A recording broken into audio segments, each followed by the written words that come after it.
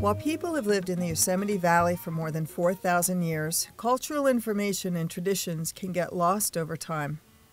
Julia Parker is a world-renowned master basket weaver whose baskets can be found in the collection of the Queen of England and the Smithsonian Institution in Washington, D.C. A renowned cultural specialist as well, she has dedicated her life to learning, teaching, and sharing the traditional crafts and culture of her people. I was thrilled to have the opportunity to meet Julia and see her work. I asked her what she felt was the most important part of basket weaving. Well, when we do our basketry, first we have to, learn about the plants, where they come from, and how to prepare them and how to gather them a certain time of the year. I use baskets for cooking, boiling acorn mush, for carrying infant. The basket on the wall there that you see with the deerskin, that was our family basket. My children rode in there. This is the oldest way to set together a basket. It's called twining. Now this little basket has a special reason. It's for a small child. I call these little toddler baskets, and that way we give them to the little ones, and then they toddle around with the basket, and then I make a string for it, and I put acorns or berries in it. The acorn to the most California people was their main food. Julia showed me a sample acorn, but said you only collect the acorns that have already separated from their caps. We can just do a quick demonstration for you to see. When you hear that snap, okay, then I'm going to let you shell it.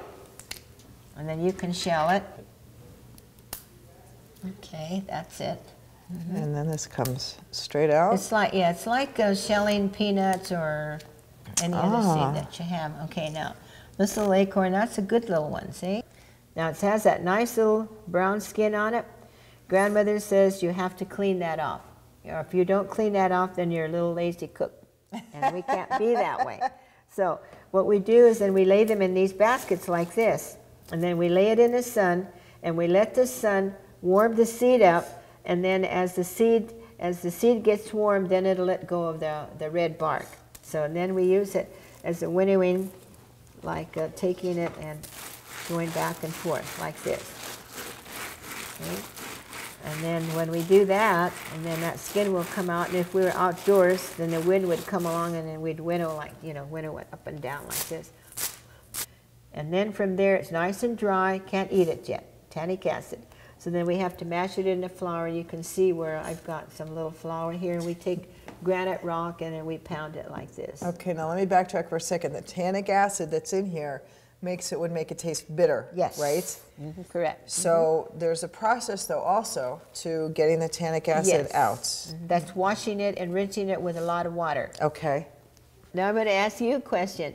If I had acorn here, would you taste it? Oh, you bet I would. Okay. It was hard to say goodbye to Julia, but so many wonders of the area awaited us.